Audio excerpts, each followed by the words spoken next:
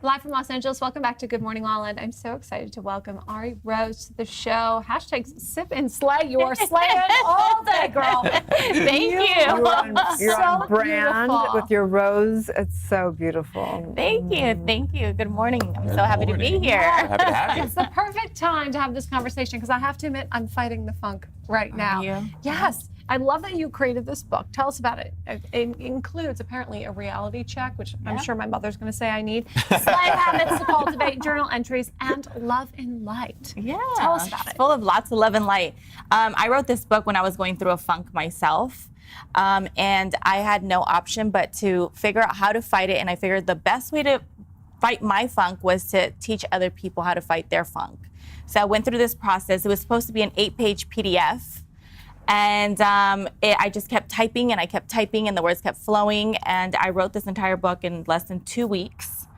And it went #1 on Amazon on the first week that it was released. Congratulations. Thank you. Wow. So yeah, it's just about fighting the funk. I think, like you were saying earlier, you were talking about how depression and how many people have depression. And I don't like to label funk as a depression, but there's different levels of depression, like you said. You don't know how deep you were in the depression phase.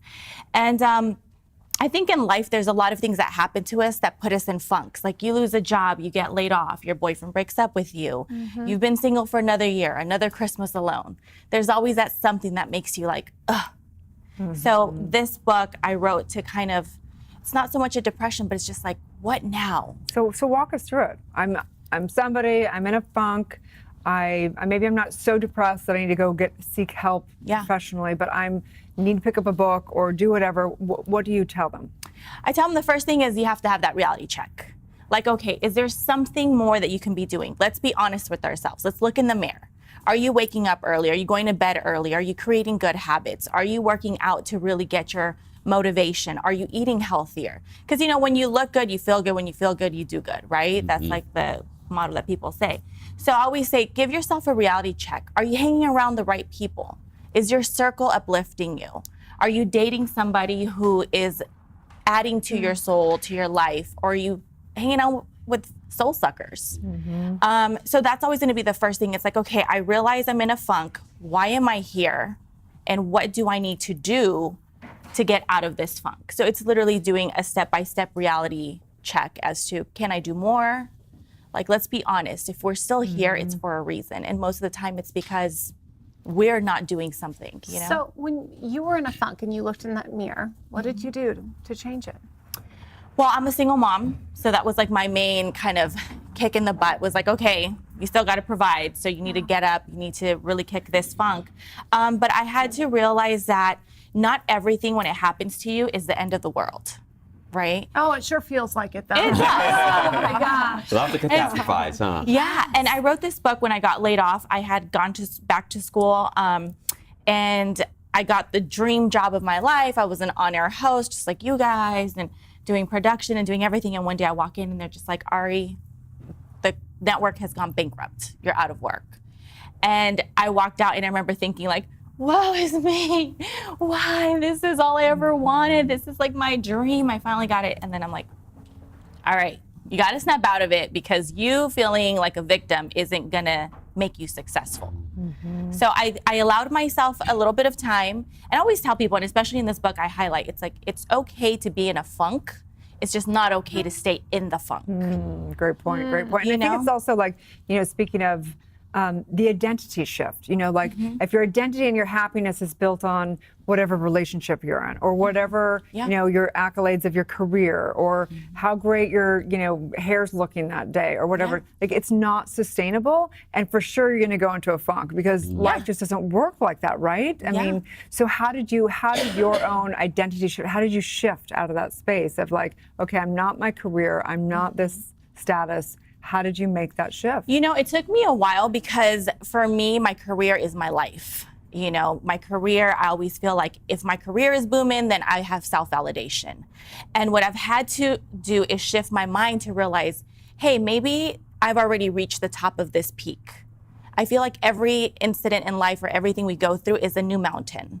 So maybe I've already reached this. Maybe I haven't failed short, maybe I've fallen short, maybe I haven't failed. maybe I'm just done and I'm ready to climb the next mountain. So instead of thinking my life is over, this is as best it's gonna get, I'm never gonna find a man that treats me like this again. It's like, no, I've reached this. God has trained me. I'm prepared for what's next. So let me just say thank you for whatever I've learned in my lessons, and let me move on to what's next. So great. It is great. So as you've practiced this sort of process over and over again, have you found that it's become easier and a little bit more effortless to sort of pivot or to defunk yourself when you find yourself in a funk?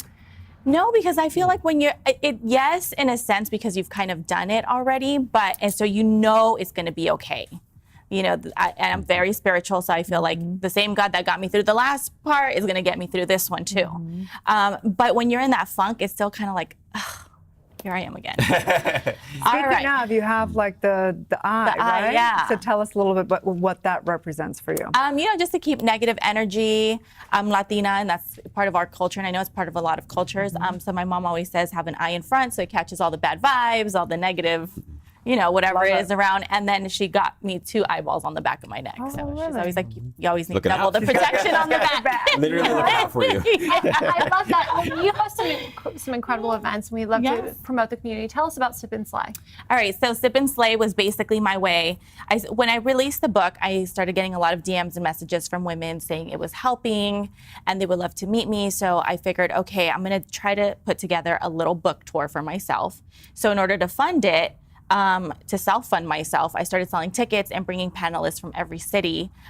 So this weekend, actually, it's going to be in the Bronx, New York. Wow. I leave tomorrow to New York. We're almost sold out. We have like 6 tickets left. Oh, congratulations. Thank you. We do vendors. We have a day of food, Sip and Slay. We teach each other. We motivate all women. And this is my 11th event that's been sold out. Well, Wow. Congratulations. University will sell out this Right? weekend. We need this. This is the biggest move Yeah. I've seen as women and men want to come offline. They want to come together and have more. People are We're lonely. seeing events everywhere. Congratulations. Yeah, thank you. So so that's my Sip and Slay. And you know what's funny that you say that is because it started as a woman thing because I wanted to just kind of, the book here is for men and women. I never wrote it with an intention. It's just the book tour, the Sip and Slay events, they just happen to bring a lot of women together. And now it's like there's a lot of men buying tickets, which is super welcoming. It's not just for women, but I'm like, okay, maybe I need to shift it a little bit for 2019 and incorporate men and women and more panelists. Hey, and men can slay all day too. for sure. Yeah. That's right, Jess. Love it. Well, next time you're on the West Coast, we'll have to come do some slipping and slaying. Yes, for sure. definitely. Absolutely. Tell everyone where they can find and follow you. So you guys can follow me on Instagram, my website, Twitter, everything's all the same. It's at I am Arie Rose. And then you can also look up #Sip and Slay to see all the events that have gone and that have happened this year and all the ones that are coming up. You can see the flyers, the response, the videos, and just all the amazing traction that And we you get. can get this book on Amazon. Yes, it's on Amazon Prime too, so it'll ship for free overnight. Absolutely. Stay tuned. We'll Thanks be so back much. with Thank more you. Good Morning LaLa Land.